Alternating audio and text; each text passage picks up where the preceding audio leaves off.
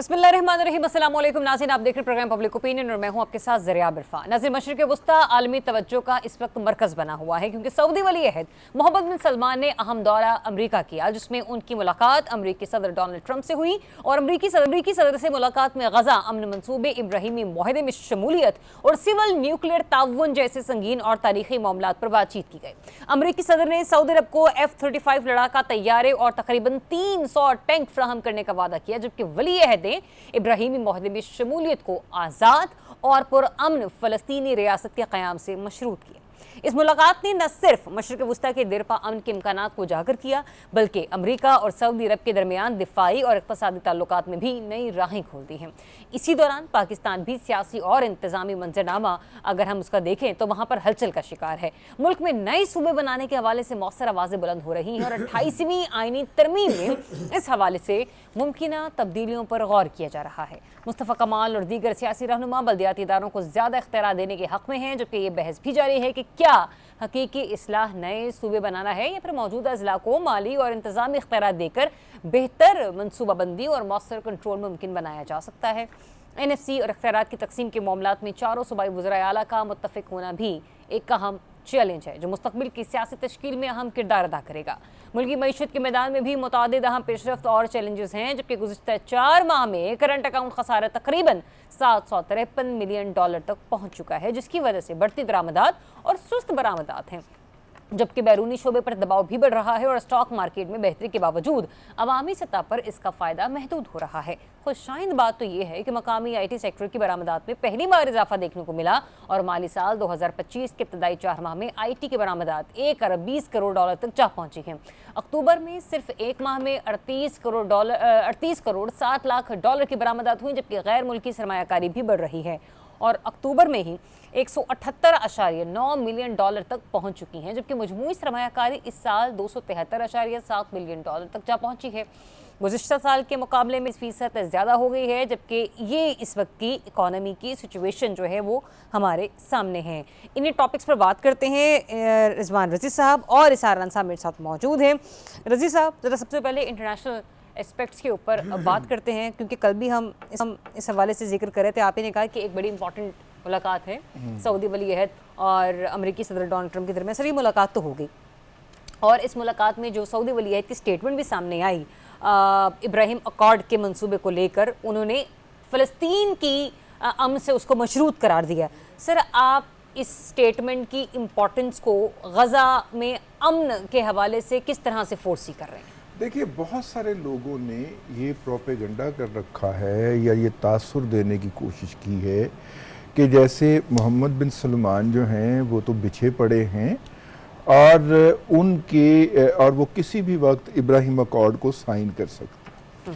और ये भी बात कही जा रही थी कि फ़लस्तीनियों का जो मौजूदा इंतफादा जो शुरू हुआ था, तो ये भी इसी बुनियाद पे शुरू हुआ था कि मक्का जद्दा से एक मोटरवे चलनी थी और तल अवीव तक जानी थी और फ़लस्तीनियों ने उससे पहले ये इंतफादा कर दिया। ये भी बातें होती रही हैं। और इसके अलावा जब मुत्तहिदा अरब अमारात ने इसराइल को तस्लीम किया और जब बहरीन ने तस्लीम कर लिया और बाकायदा उनके सफारत खाने खुलवा दिए और जो अमारात के अंदर हमारे बच्चे और दोस्त अहबाब काम करते हैं, वहाँ पे वो बाकायदा जो इसराइली हैं वो अपने मखसूस यहूदियों के लिबास और हुलिये में सड़कों पे ग्रोहों की शक्ल में निकलते हैं और मतलब कि वो अपना आप शो करते हैं कि वो यार हेयर। और एक जगह से दूसरी जगह जब उन्होंने मूव करना होता है तो दे प्रेफर के गाड़ियों में ना जाएं, सड़कों पे जाएं ताकि लोगों की उन पे नज़र पड़े। तो अब उसके बाद बहुत सारे अहबाब का ख्याल था कि अब सऊदी अरब तो किसी भी दिन इब्राहिम अकॉर्ड को ज्वाइन करने का ऐलान कर सकता है और फ़लस्तीनियों के जो कत्लो गारतगरी है उसका हिस्सेदार ठहर सकता है। मेरा ख्याल ये बयान और वाइट हाउस में बैठकर ये बयान MBS का ये बहुत बड़ी, जिसे कहना चाहिए, क्लैरिफिकेशन है। मैं इसे डेवलपमेंट नहीं कहूँगा क्योंकि डेवलपमेंट वाज देयर। ये क्लैरिफिकेशन है कि हम जब तक फ़लस्तीन की आज़ाद रियासत नहीं हो जाती कायम, हम इब्राहिम अकॉर्ड, इब्राहिम मुआहिदा जो है उसको ज्वाइन नहीं करेंगे। एक तो ये बात सामने आई कि अरब अगर इसराइल से डील भी करना चाह रहे हैं तो उसके लिए वो उतना नहीं झुकेंगे जितना कि अमेरिका या इसराइल उनको झुकाना चाह रहे हैं, और सऊदी अरब का ये बयान एक इसका पस मंज़र है। लेकिन दूसरा पहलू ये भी है कि वो जो इतनी सारी उनके बारे में, सऊदीया के बारे में तशवीश थी, तो इसहार राना साहब, सऊदी अरब को इतनी हिम्मत किसने दी या हौसला कहाँ से आया कि वो ये बात कह सके?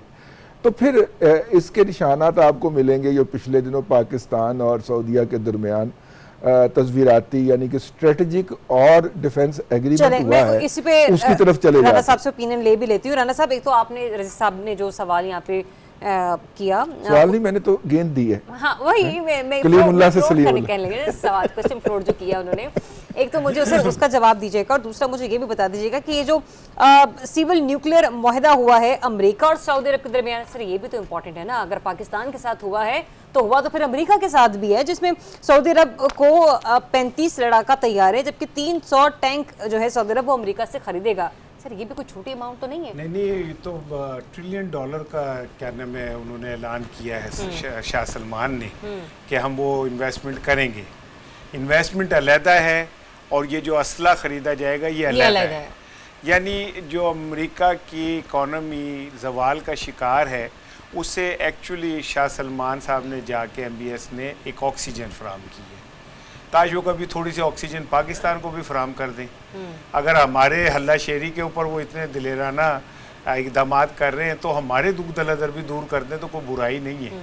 सारा कुछ उत्थे जाके तुसी दे देना है, वो थोड़ा जिहा साडे भी अल्लाह वाले तक लो, हम आपके पीछे खड़े हैं। आप बकौल सेनेटर रिजवान रजी के कि हमारे हल्ला शेरी के ऊपर उन्होंने इतना तगड़ा बयान दिया है, तो सानू खाली एदत ही रखे हैं कि जी बस हम आपको तगड़ा करते रहे, आप पैसे जाके इंडिया में और वहाँ खर्चते रहे। कल की मुलाकात में एक बड़ी दिलचस्प चीज़ हुई है रजी साहब, चूँकि हम सहाफ़ी हैं, हम उन चीज़ों को ज़रा डिफरेंटली देखते हैं, और इस बात को आप समझेंगे कि जब दो हाई प्रोफाइल शख्सियत की मुलाकात हो रही हो तो वहाँ जो सहाफ़ी होते हैं और जो उनके सवाल होते हैं वो बड़े मैटर कर रहे होते हैं। जी जी। अचानक एक सहाफ़ी ने सवाल किया कि अदनान खशोगी का जो कत्ल हुआ है और उस पर आप क्या कहेंगे?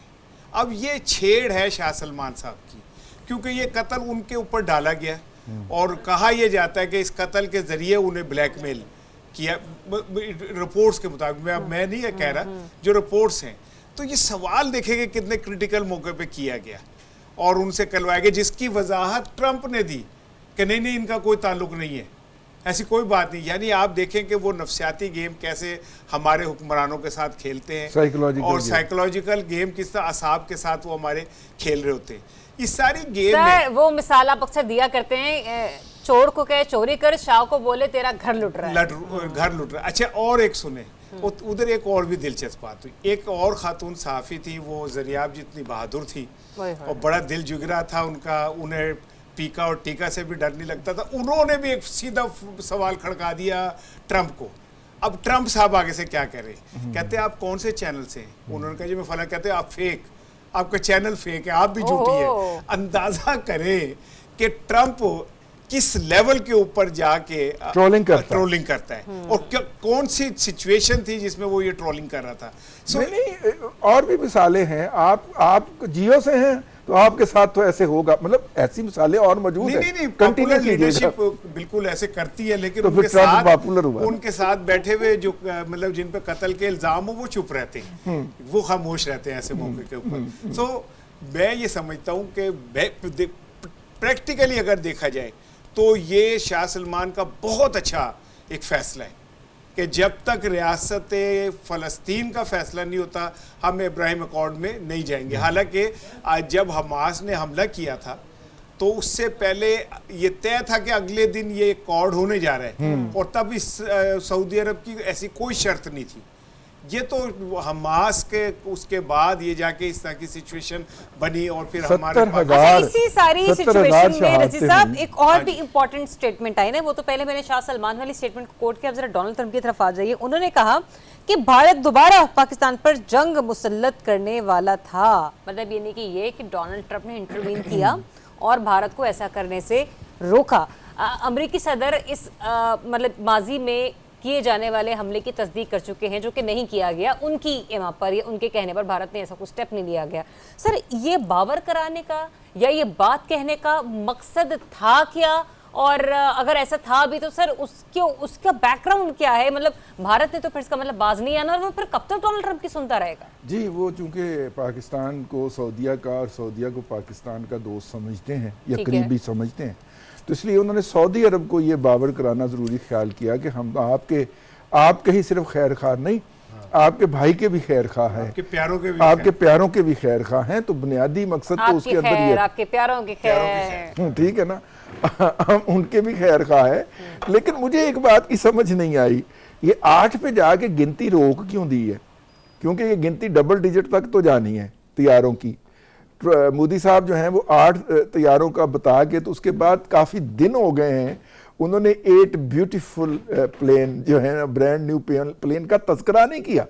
आखिरी दफ़ा उन्होंने 8 का कहा था और 2-3 मरतबा दोहराने के बाद फिर उन्होंने बंद कर दिया ये तस्करा। मुझे लगता है कि इंडिया से जो मकासद वो हासिल करना चाहते थे, तजारती हवाले से भी और दूसरे हवालों से भी, वो उनको हासिल हो गए हैं। अदरवाइज वो हमारा नाम लेके इंडिया को चिढ़ाते रहे हैं, और वक्फा क्योंकि ज्यादा हो गया, हो सकता है कल ही वो किसी जगह पे बैठ के माई फादर का मजमून जो है वो फिर दोहरा दें। 8 ब्यूटीफुल ब्रांड न्यू प्लेन है। नहीं सर, माय बेस्ट फ्रेंड का। अच्छा, माई बेस्ट फ्रेंड का, माई फादर का नहीं, मतलब वो पढ़ेंगे, हम नहीं पढ़ रहे। नहीं वो हम पढ़ सकते हैं माय फादर का, वो बेस्ट फ्रेंड का ही पढ़ेंगे। अच्छा, ठीक है। Do you want to comment on this run साहब? मैं सिंपल सी एक बात मैं आपको बता दूं कि देखिए, ट्रंप जब ये पाकिस्तान और इंडिया की जंग की बात करता है ना, और तैयारों की बात करता है, एक्चुअली वो इंडिया की नफ्सियाती कमज़ोरी जो है ना उसकी,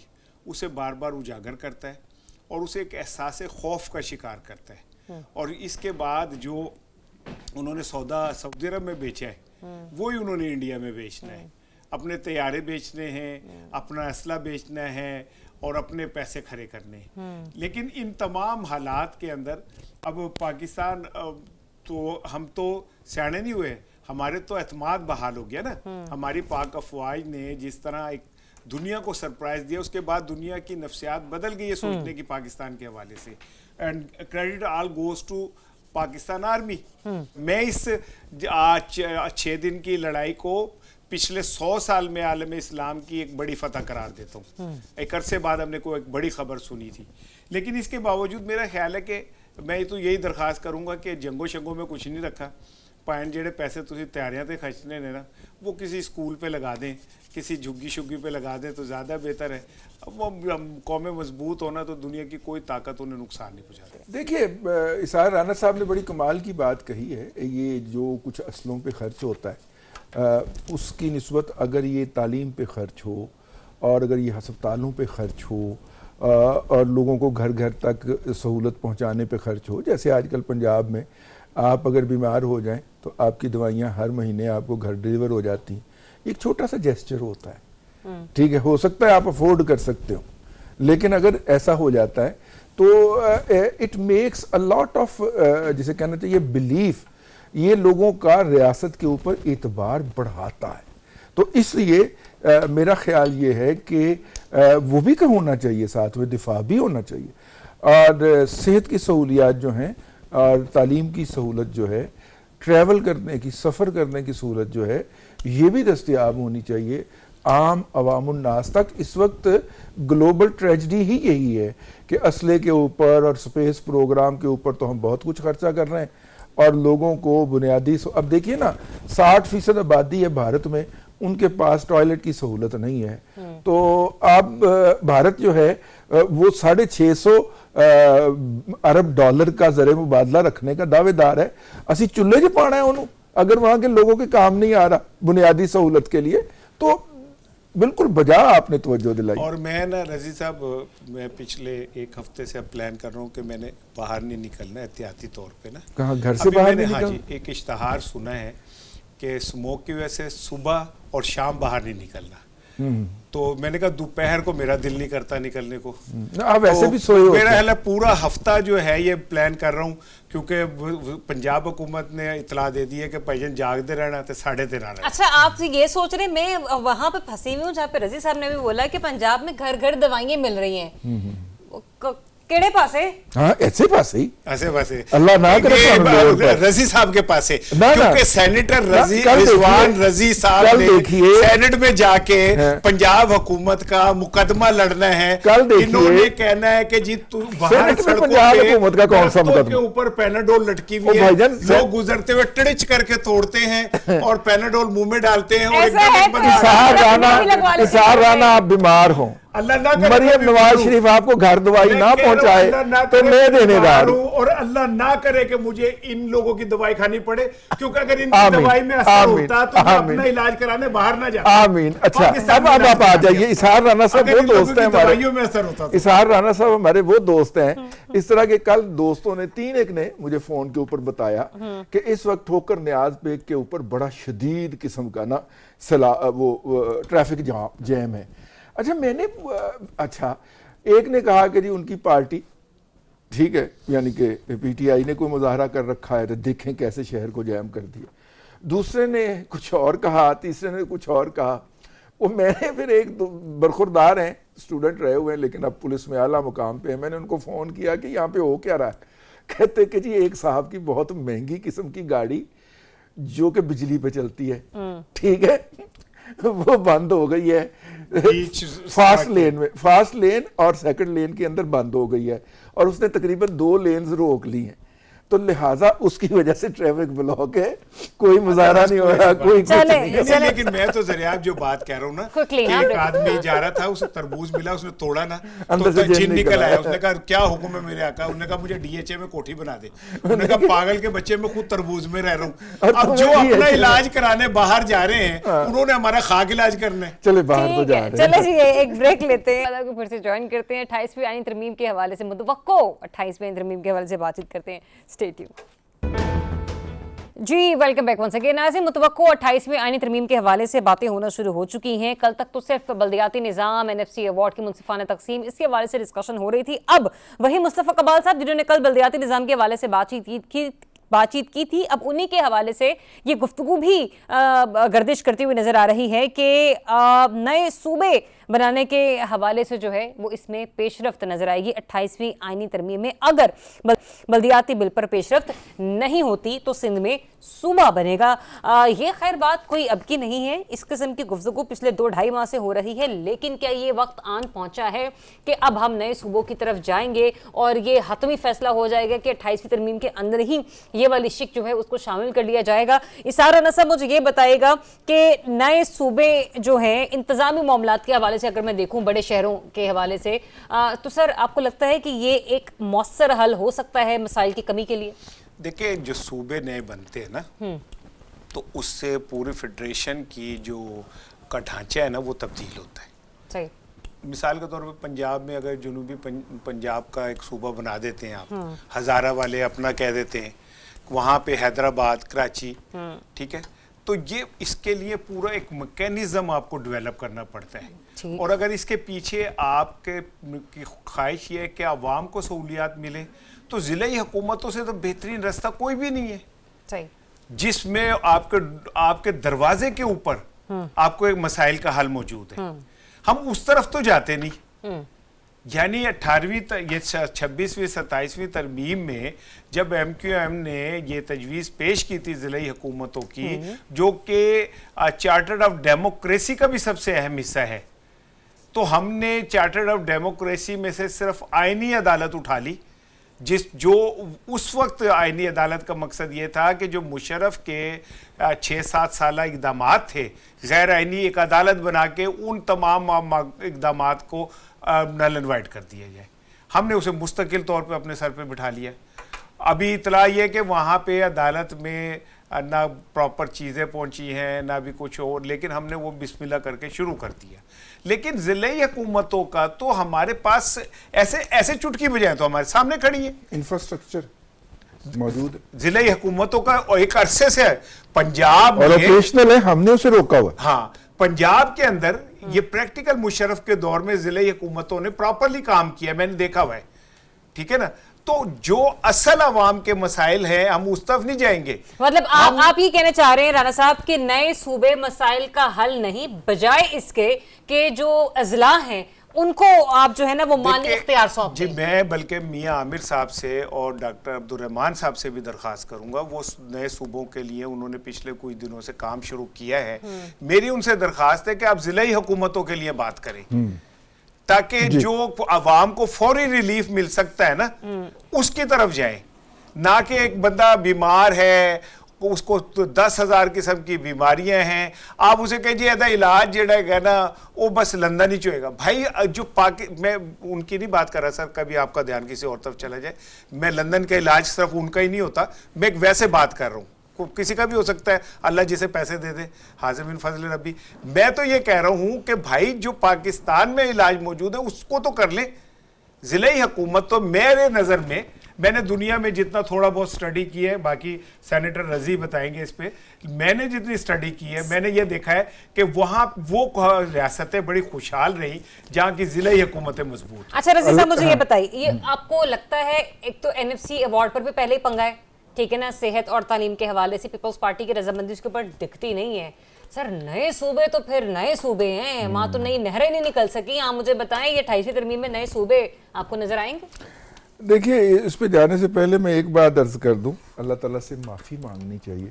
शौकत यूसुफ जई साहब जो थे वो मेरे भाई की तरह ही लोगों के मजाक का लोगों के इलाज का मजाक उड़ाया करते थे, और फिर उन्हें सरकारी खर्चे के ऊपर, इसके बावजूद कि वो सिर्फ पार्टी के रुकन है, मुंतखब आदमी नहीं है, उन्हें सरकारी खर्चे पे लंदन इलाज के लिए भिजवाया गया।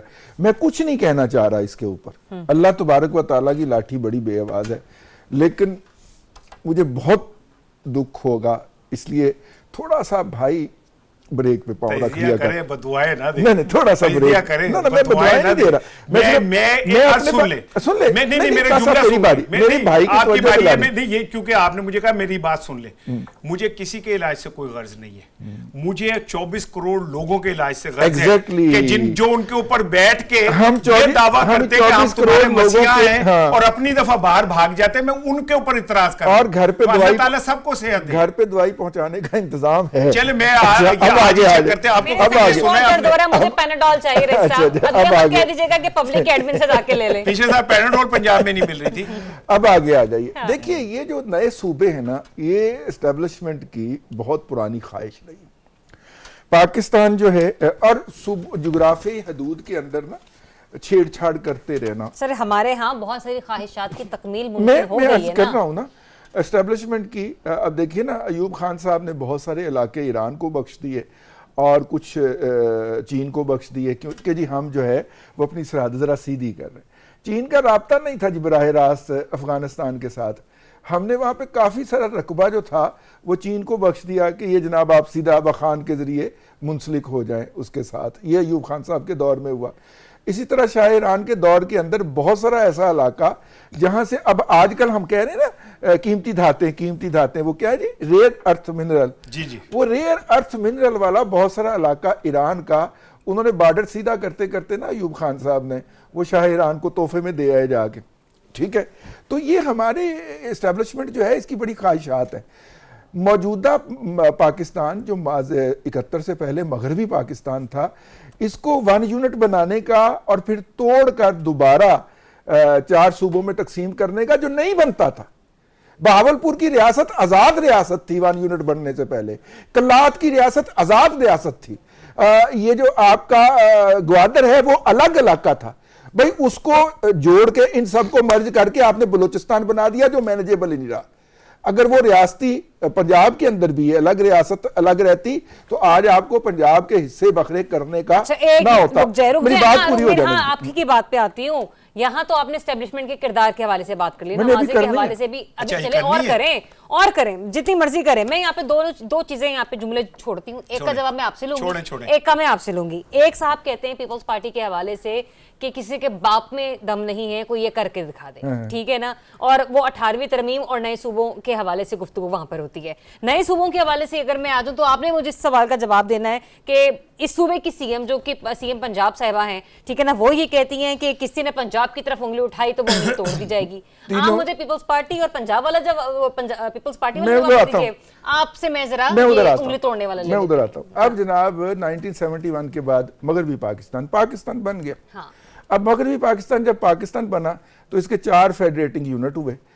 अब उनको मजीद तकसीम के लिए जब माशाल्लाह लगा ज़ियाउल हक साहब का, मरहूम का, तो ज़ियाउल हक साहब ने उनकी बुनियाद यूं रखी कि सिंध हाई कोर्ट का एक बेंच उन्होंने सखर में कायम कर दिया, ठीक है, एक कहीं और है मेरा ख्याल। इसी तरह KPK के अंदर एबटाबाद बेंच भी कायम किया और डेरा इस्माइल खान बेंच भी कायम किया, यानी कि वहाँ पे भी सूबे को 3 हिस्सों में तकसीम करने की बुनियाद रख दी। इसी तरह बलूचिस्तान का अंदर किलात का बेंच भी कायम किया और एक और बेंच कायम किया। किलात वो जगह मुझे याद आ गई इसलिए जहाँ पे अब कुछ इस्लामाबाद हाई कोर्ट के जजेस को भेजा जाना है ट्रांसफर करके, ठीक है, वो अफवाह है मार्केट के बागी जजों को। हाँ, वो जो यूनियन वाले जज हैं उनको, बागी जज, यूनियन वाले जज जो हैं उनको। अच्छा, अब जनाब इस्तीफे वाले इसलिए भाग गए, उनका गुजारा वहां पे नहीं था। अब जो है, अब आ जाइए पंजाब के अंदर जब आप 3 बेंचेस बनाते हैं, वहां पे 2-2 बनाते हैं, ठीक है, तो वो बुनियाद रखते हैं कि खासकर कल को अगर ये इंतजामी तौर पे अलग हो, यानी मुल्तान का बेंच अलग, बहावलपुर का बेंच अलग और पिंडी का बेंच अलग, ठीक है। अब मसला ये है, फर्ज करें पिंडी का एक अलग सूबा बन जाता है, पोठोहार सूबा बन जाता है, ठीक है। मैं तो पंजाब की बात करूंगा, मैं अगर किसी की और की बात करूंगा तो मेरी जान को आ जाएंगे, मेरी ट्रोलिंग शुरू कर देंगे। अगर बन जाता है, वहां पे कब्जा ग्रुप ही आएगा ना, जमीनों पे कब्जे करने के लिए कत्ल करने वाला ही कोई वहां का गवर्नर या वजीर आला मुंतखब होगा ना, जो कि वहां की अब हिस्ट्री बन चुकी हुई है, ठीक है ना। एक भाई सियासतदान होता है और दूसरा भाई कब्जा ग्रुप होता है और हमें बता रहा होता है कि मैं जनाब खाना काबा के अंदर सबसे आगे खड़े होकर नमाज पढ़ता हूं।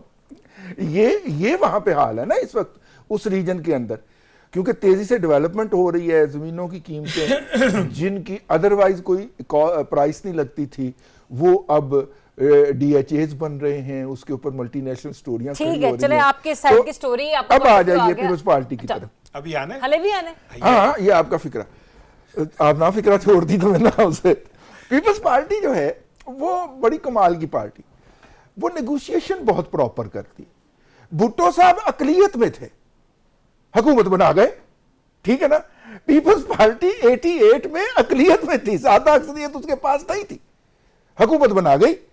आप अंदाजा फरमाइए कि पीपल्स पार्टी के पास सादा अक्सरियत भी हाउस में नहीं होती, एस्टेब्लिशमेंट की फैसिलिटेशन के साथ वो हुकूमत बनाती है, उसकी हर हुकूमत उठा के देख लीजिए। ये क्रेडिट तो नेगोशिएशन का नेगोशिएशन वो प्रॉपर करती है, नेगोशिएशन वो प्रॉपर करती है। इस दफा भी वो जो करेगी बड़ा प्रॉपर नेगोशिएशन करेगी। आ जाए जिधर पंजाब वाले राजी वाजी हो जाएंगे वो सूबे बनाने पे। नहीं, देखें, पहले तो रजी की बात को मैं सेकंड करूंगा कि ये पाकिस्तानी सियासत का कल्चर है। अच्छा, क्या निगोशिएशन से हुकूमत बनाना। साड़ी गल हो गई है वो, मतलब कुछ तो लोग अलन ऐलान कहते हैं ना, साड़ी गल हो गई है, अब इलेक्शन की ज़रूरत नहीं है, और क्योंकि हमारी गल हो गई है तो हमने सारे मामला सीधे आप तो खुद ट्यूटोरियल मामला देखते हैं, अखबार भी छप जाते हैं। हाँ जी, फिर दोबारा प्रिंट करवाने पड़ते हैं, तकरीरें लिखी रह जाती है वो। लेकिन ये अब कब तक चलेगा ऐसे? वो पीपल्स पार्टी हो या मुस्लिम लीग नून हो, आखिर कब तक आप इस तरह मैनेज करके हुकूमतें लेंगे? अवाम के सर पे कब लेंगे आप? सिंध के अंदर अगर आज फेयर इलेक्शन हो तो पीपल्स पार्टी नहीं जीतती, पंजाब में आज अगर फेयर इलेक्शन हो तो मुस्लिम लीग नून नहीं जीतती, ठीक है ना। लेकिन ये सब मैनेज करके निगोशिएशन करके बैठ गए वे। अब आ गई ये बात कि वो कहते हैं कि जी किसी का बाप भी यूं नहीं कर सकता, तो जो जिनका बाप है वो करके भी दिखा देता है और फिर मतलब डंडी पट्टी करके दिखा देता है। आप इतनी ऊंची आवाज में ना बोलें। बिलावल भांजा है मेरा, मैं उसे भांजा कहता हूँ, बेनज़ीर भुट्टो मेरी, मैं उन्हें बहन कहता था, तो मैं अपने भांजे को कहता हूँ कि इतना ना चीखा करें, वोकल कॉर्ड्स जो है खराब हो जाते हैं, गले में खराश आ जाती है। मैं ऊंची आवाज में बोल रहा हूँ, ठीक है ना। बिलावल नहीं बोलते, बोलते बिलावल में हमें बेनज़ीर सुनाई देती है, आप ऐसा नहीं। अब बेनज़ीर एक ही थी, बेनजीर इसकी भुट्टो कोई दोबारा नहीं नज़ीर हो नहीं। सकती, आप ना करें। ना मैं अपनी तमाम तर मोहब्बत के बावजूद अपने भांजे से बेनजीर कोई नहीं बन सकता। मरियम साहिबा ने कोशिश की, लेकिन फिर उन्होंने अपना इरादा बदल लिया कि वो बेनजीर बनना इतना आसान काम नहीं है। आई एम सॉरी अगर आपको इससे सदमा पहुंचा हो, लेकिन हकीकत तो यही है कि बेनजीर कोई नहीं बन सकता। आप उस तरह दुपट्टा ले सकते हैं, उस तरह कोशिश कर सकते हैं, बन नहीं सकते आप। दूसरी बात यह है कि ये कब हमारे सियासतदानों को बात समझ आएगी कि ये मुल्क रियासत पाकिस्तान उनकी जागीर नहीं है, ये उन्होंने रजिस्ट्री नहीं करवा ली अपने नाम, इस मुल्क का इंतकाल अपने नाम नहीं करा लिया कि वो ये समझे कि हम इसके माई बाप हैं। इसके माई बाप जमहूर है, गरीब आदमी है, वो इकाई है जिसने वोट देके इस रियासत को कायम रखना है। ये जो ऊपर बैठे हुए लोग हैं जो एक खलाई सोच के साथ अपने आप को समझते हैं कि वो वाकई हकीकी लीडर है, उनको लग पता जाता है जब अवाम बाहर निकल के अपना वो फैसला देते। पाकिस्तान का अलमिया क्या है? और अलमिया ये है 1947 से लेके आज तक, मैं सबको शामिल कर रहा हूं, आप बेफिक्र रहे, कि सब ने मैनेज किया इलेक्शन।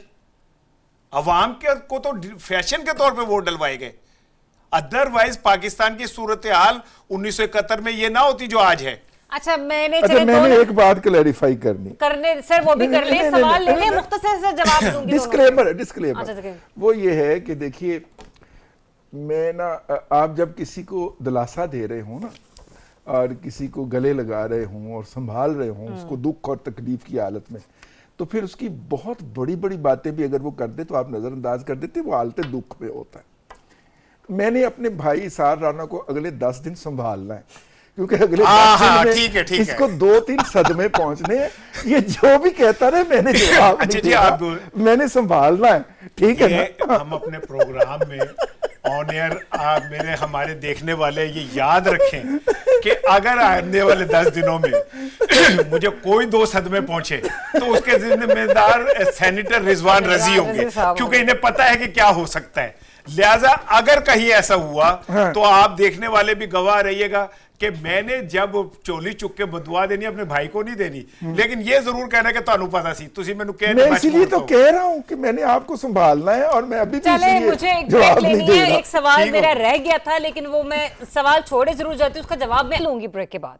इस सवाल को मैं इंशाल्लाह कल आपके सामने डिस्कस करूंगी कि हमने पंजाब और सिंध के वज़राए आला के हवाले से तो बात कर ली, लेकिन जब नए सूबों के हवाले से 28वीं आईनी तरमीम तैयार की जा रही होगी तो उस वक्त सूबा बलूचिस्तान और सूबा खैबर पख्तूनख्वा इनकी स्टैंडिंग क्या होगी? क्या इनकी वोट्स, इनकी यूं कह लीजिए कि ज़बान, इनके जुमले या इनका किरदार, उसकी कोई हैसियत है पाकिस्तान के जो बनने वाले नए आइन और कानून है? एक ब्रेक के बाद जब वापस आएंगे तो मुल्क की मीशत के हवाले से बात करेंगे, स्टे ट्यून। और ये जो मैंने बात की है ये इंशाल्लाह कल के प्रोग्राम में डिस्कस करेंगे। Welcome back once again. नाज़रीन, पाकिस्तान में हम मुल्की मईशत के अदाद शुमार अगर देखें तो वो हमें बड़े डिफरेंट और बड़े पॉजिटिव से नज़र आते हैं, लेकिन जब हम ग्राउंड रियलिटीज़ को देखते हैं तो वो उसके इंतहाई बरक्स नज़र आती हैं। आप दोनों साहिबान की तरफ आने से पहले मैं कुछ यहाँ पे जुमले कोट करना चाहूँगी। 4 माह में करंट अकाउंट खसारा $733 मिलियन तक पहुँच गया है। ये बहरहाल मनफी बात है, लेकिन साथ ही साथ मैं आपको ये भी बता दूं कि 2025 में पहली बार मकामी आईटी सेक्टर की बरामदात में इजाफा हुआ है और स्टॉक मार्केट जो है वो एक बार फिर से ऊपर जाती हुई हमें नजर आ रही है। अब अक्टूबर 2025 में गैर मुल्की सरमायाकारी 178.9 मिलियन डॉलर तक पहुंची। ये स्टेट बैंक जो है वो दावा करता हुआ नजर आ रहा है, जबकि इस बरस सरमायाकारी जो है वो 273.7 मिलियन डॉलर तक पहुंची, जो कि गुज़िश्ता साल के मुकाबले में 34% ज्यादा है। ये रजी साहब, ये जो गैर मुल्की सरमायाकारी है जिसके अदाद शुमार में 2024 और 2025 के अगर कंपैरिजन में लेकर आऊं, सर ये इसका फायदा किसको पहुंचा, कहां पर पहुंचा, मुझे जरा समझाएंगे आप? मैं अर्ज कर दूं, ये जो 4 माह के अंदर खसारा $73 करोड़ यानी कि $0.25 अरब है, ये खसारा जो है ये हम $9 करोड़ 4 माह के अंदर खसारा होता था हमारा 9 करोड़, उससे खींच के नीचे लाए हैं। अगरचे ये सिफर पे भी जा चुका है, लेकिन अब उससे बढ़ रहा है। क्यों? क्योंकि IMF कहता है जी आपने तिजारत पे यानी दरामदात पे जो पाबंदियां लगा रखी हैं उनको खोलिए।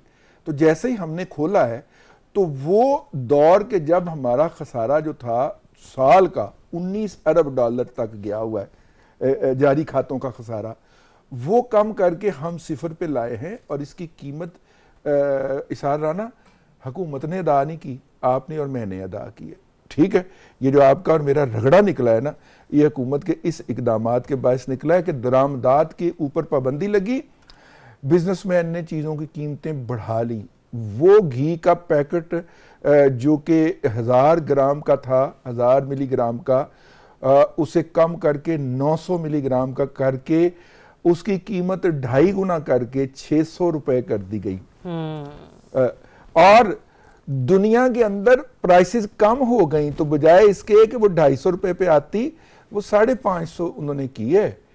200 रुपए की ओवर चार्जिंग, मैं उसे मुनाफा नहीं कह रहा, मैं उसे लूट मार कह रहा हूं, फी लीटर के ऊपर आज भी आपके और मेरे ऊपर जारी है। मेरे ऊपर उसका असर कम पड़ता है क्योंकि इसार राना के ऊपर उसका असर कम पड़ता है क्योंकि हमारी टोटल इनकम का किचन का जो खर्चा है वो 7% या 8% है। मैं इकोनॉमी के हवाले से बात कर रहा हूं। ज़रियाब की टोटल इनकम का, खैर ये तो अपनी इनकम घर पे नहीं लगाती, अपने रखती है, किचन तो मियाँ का चलाना काम होता है, तो लेकिन इनकी इनकम का शायद 7% भी ना हो, इनका 2 या 3% किचन का एक्सपेंसेस हो। ये असर उस शख्स पे पड़ता है इसार राना जिसकी टोटल इनकम का 40 से 60% किचन में खर्च होता है। वो जो दिहाड़ीदार है उसका बेचारे का रगड़ा निकल साहब, जाता है। आपने बड़ी मुनासिब बात यहाँ पे की, मैं अपने वाले तरफ तो आई नहीं रही। आज इत्तेफाक से हम सब यही डिस्कशन कर रहे थे कि सर घी इतना महंगा, वही जो आप कल बुनियादी जरूरियात बता रहे थे ना किचन की, ज़राइब में चावल है, चीनी है, घी है और आटा है। सर ये इस कदर महंगा हो चुका है कि जिसकी हद नहीं। आप अंदाजा करें, आप पंजाब का आटा ले रहे हैं, ठीक है ना, जो सरकारी निर्ख मुकर्रर है, सर 10 किलो का थैला आप 970 रुपए का ले रहे हैं। आप अंदाजा करें, आपका पूरा 1000 रुपया इसके अंदर चला जाता है। फिर दूसरी बात, आप घी की बात करें, मैं देखती हूँ पंजाब फूड अथॉरिटी जो है सर खासी सरगर्म नजर आती है, फलानी जगह उन्होंने छापा मारा और जी अच्छा घी नहीं तैयार हो रहा था तो उन्होंने इस फैक्ट्री को सील कर दिया। सर मुझे बताएं, कोई गरीब आदमी जिसकी तनख्वाह 20-25 हजार रुपए, सर वो डालडा घी अफोर्ड कर सकता है जो 1 किलो 650 रुपए का है सर, और खाम खाए, और दुनिया में ये 250 और 350 का है, हमारे यहाँ डबल। इसी किस्म के 300-300 रुपए सवाल है सर, उन्होंने तो घी के पैकेट खरीदने हैं। इसारा ना, अगली बात मैं इकोनॉमी के हवाले से, गैर मुल्की सरमायाकारी इकोनॉमिक इंडिकेटर होता था, लेकिन मैं as a student of economic journalism ये सजेस्ट करता हूं कि अब इसको निकाल दिया जाए, क्योंकि अब किसी को एक्सपोर्ट करने के लिए फैक्ट्री या मशीन लगाने की जरूरत नहीं है। उसके पास एक लैपटॉप भी हो तो वो एक्सपोर्ट कर सकता है, सर्विसेज एक्सपोर्ट कर सकता है, सॉफ्टवेयर बना के एक्सपोर्ट कर सकता है, और हमारी वो वाली बरामदात बड़ी हैं।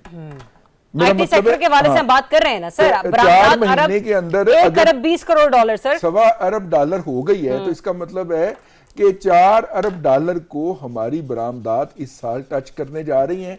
और इसके लिए किसी गैर मुल्की, इसार राना खबर आपको तो पसंद नहीं आएगी, लेकिन दुनिया भर के अंदर मुकाबला होता है। हमारे यहाँ ये जो सबसे महंगा सिगरेट नहीं बिकता, जो पाकिस्तान टोबैको कंपनी वाला, उनका मुकाबला हुआ, उन्होंने कहा जी हमने अपना आईटी हेड ऑफिस बनाना है। कंपटीशन हुआ उन दुनिया के अंदर को तकरीबन 50 से ज्यादा ममालिक में उनके कारोबार हैं। पाकिस्तान की जो उसकी क़यादत थी, इन्होंने भी एक प्रपोजल किया और कि पाकिस्तान ने विन किया, और उसकी वाहिद वजह यह थी कि यहाँ पे सबसे कॉम्पिटेंट आईटी के लोग मौजूद हैं।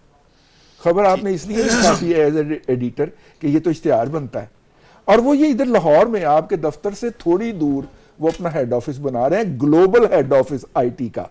ठीक है, तो ये आईटी की एक्सपोर्ट्स, अब जाहिर है वो जो सर्विसेज एक्सपोर्ट करेंगे वो भी तो एक्सपोर्ट में शामिल होंगी ना सर। तो आईटी की एक्सपोर्ट्स हमारी बढ़ने जा रही हैं और बहुत ज्यादा बढ़ने जा रही हैं। हैविंग सेड दैट, मुझे इस हुकूमत की मईशत के अंदर एक खराबी नजर आती। एक वो मुहावरा वैसे और है, एक तो बांदरी सी दूजी राह च बज गई।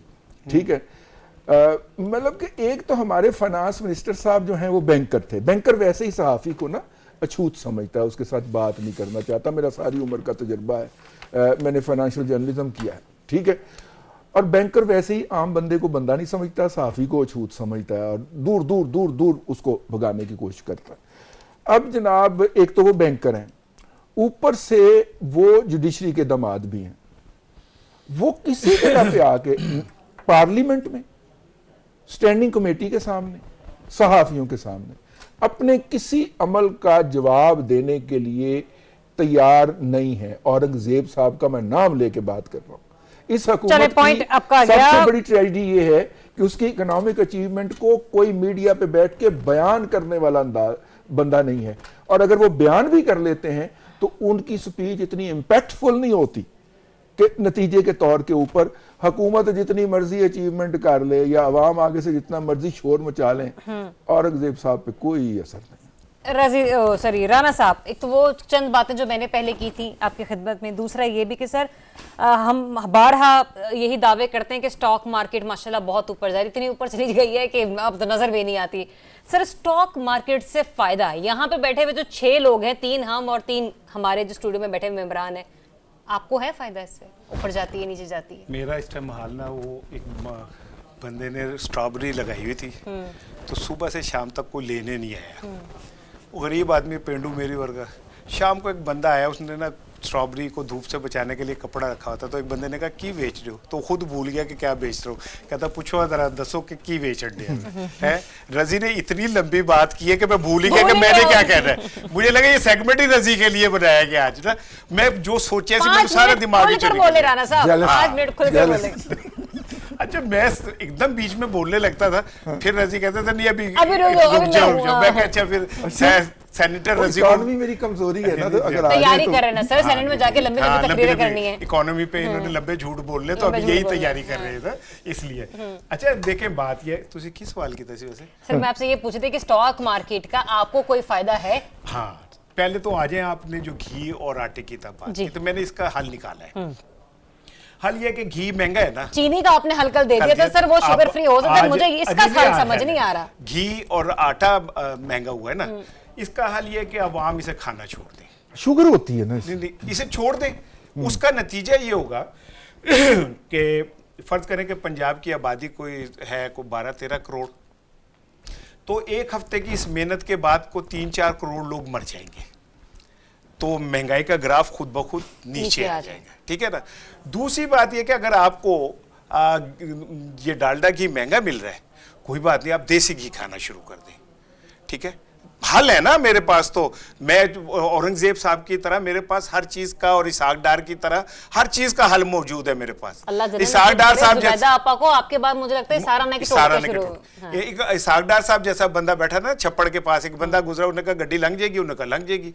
वो गाड़ी अंदर गई, वो डूब गई। उन्होंने कहा तू कह रहे लंघ जाएगी ना, उन्हें बत्तख लंघी सी, तो मैंने कहा गाड़ी भी निकल जाएगी। मतलब ये इस तरह के जो ये मिस्ट्री टाइप इकोनॉमिस्ट होते हैं, इन्होंने पाकिस्तान का बेड़ा गर्क किया है। आज अगर हमारी इकोनॉमी यहाँ खड़ी है, अभी हफ्ता पहले पाकिस्तान की 4 बड़ी मल्टीनेशनल जो मेडिसिन क्या नाम है कंपनी है ना, वो छोड़ गई, वो छोड़ गई यहाँ से, छोड़ नहीं गई। ठीक, चले अब उन्होंने अपने ऑपरेशन मुकामी कंपनियों को सेल कर दिया। खबर सही पढ़ना। हाँ, यानी वो ये कह रहे हैं कि बंदा मरा नहीं है, ऑपरेशन मुकामी कंपनियों को कहना रजी साहब ये चाह रहे हैं कि बंदा नहीं मरा, उसने सांस लेना छोड़ दिया है, एक्चुअली मरा नहीं है, वो सांस नहीं ले रहा। अच्छा, उससे पहले 25 आपकी मल्टीनेशनल कंपनियां पाकिस्तान छोड़ गई। ठीक है, उससे पहले पाकिस्तान की जो वो थी यहाँ पे हमारी वो पैदावार 1.5 पॉइंट नीचे आ गई। ठीक है, उससे पहले पिछले साल 200 दोबारा ये 1.5 के नीचे आई। ताड़ी बारी आएगी सर, मैं ताड़ी बारी नहीं बोल रहा। स्टूडेंट के नहीं, आप स्टूडेंट नहीं है, आप टीचर हैं, और वो टीचर हैं जो बच्चों के क्या नाम है लंच बॉक्स निकाल के खुद रख लेते हैं ना, वो टीचर है। मैं ये कह रहा हूँ पिछले साल 210 मिलियन क्या कहते हैं हमारा खसारा था। एक साल में ऐसी क्या क़यामत आई है कि 733 पे चला गया? क्या गलती हुई है? उससे पहले जीरो भी था। होगा जीरो, मतलब मुझे जीरो से क्या मतलब, मैंने तो आज की बात करनी है जो मुझ पे बीत रही है। ठीक है ना, मैंने तो उसके क्या नाम हिसाब लेना है ना। मुझे मत सुनाए कि मेरे पुदीने के बाग थे, मुझे उससे क्या फर्क पड़ता है जी आपके पुदीने के बाग थे। तो मुझे तो आप बताएं कि भाई मुझे आटा मिलता है कि नहीं मिलता। आप इधर आए, मुझे आप बताएं कि घी मेरा महंगा क्यों हुआ है। ठीक है, और चले हो जाए महंगा, दुनिया के अंदर महंगाई भी आती है, कौमों पे मुश्किलात भी आती है, तुम्हारे चेहरे पे लालियां क्यों है भाई? यार कहाँ लालियां हैं यार? नहीं, मैं आपकी नहीं कह रहा। अच्छा फिर ठीक है, नहीं कह, आपके तो लाली आई थी जब स्टैंडिंग कमेटी में खड़े हुए थे जी। उसके बाद, उसके पहले और बाद में नहीं देखी मैंने लाली वही देखी गवर्नमेंट गॉन हो गई। हाँ, गवर्नमेंट गॉन हो गई। भाई तुम्हारे तो घोड़े, तुम्हारे पालतू जानवर जो खाते हैं हमारे आम आदमी को नहीं मिलता। मुरब्बे खाते। ठीक है, और तुम हम पे कहते हो जी हम सादगी इख्तियार करें। मैं अब कहना नहीं चाह रहा, इन्होंने मुझे डरा दिया कि अगले 10 दिन बड़े औखे हैं, लिहाजा मेरे मुंह में बात आती है और मैं नहीं कह रहा, ठीक है ना। 10 दिन होल्ड कर, 10 दिन hold। सारी 10 दिन आपने, अब हम आपको बता रहे हैं 10 दिन आपने सूखी रोटियों पे गुजारा करना है, ठीक है ना, और गुंजाइश निकाल के रखनी है कि खाना पेट भर के एक जुमला और सुन ले, मैं चूंकि उर्दू में मुझे closing पता है, हमारे किसी हम ना जो पुरानी रोटियां साफ बचा के रखते थे, मेरी माँ उसे भूसी टुकड़े कहती थी। हाँ। भूसी टुकड़े, मुझे लगता है पूरी कौम को भूसी टुकड़े खाने पड़ेंगे, वो जड़े टोटे पे। लेकिन वो कहीं से भी तो आएंगे ना, वो भूसी टुकड़ा भी तो कहीं से जनरेट होना है ना यार। उमरात रोटी खाते नहीं है, ठीक है, रोटी तो आपका और मेरा मसला है। और अल्हम्दुलिल्लाह शुगर ने आइंदा चंद दिनों में वो भी छुड़वा देनी है इंशाल्लाह, ठीक है ना सर। और फिर आपका और मेरा जो है वो पता नहीं किस पे गुजारा हो, अल्लाह ही रहम करेगा, अल्लाह रहम करेगा, ठीक है ना। नाज़रीन, अल्लाह ना सिर्फ हम पे रहम करे बल्कि इस पूरे खान पर रहम करे, वतन अजीज पर रहम करे, क्योंकि जिस तरीके से हमारे यहाँ मईशत में तेजी देखने में आ रही है महंगाई के एतबार से, उस हिसाब से तो एक आम आदमी के लिए घर का किचन चलाना, बच्चों की स्कूल की फीसेस मैनेज करना, और अगर ज़िंदगी में कभी कुछ अच्छा बुरा कपड़ा बनाने का उसका शौक बढ़ ही जाता है, उसको मैनेज करना इसमें बहुत मुश्किल हो चुका है। इजाज़त दीजिए, अपना बहुत सा ख्याल रखिए। अल्लाह हाफ़िज़।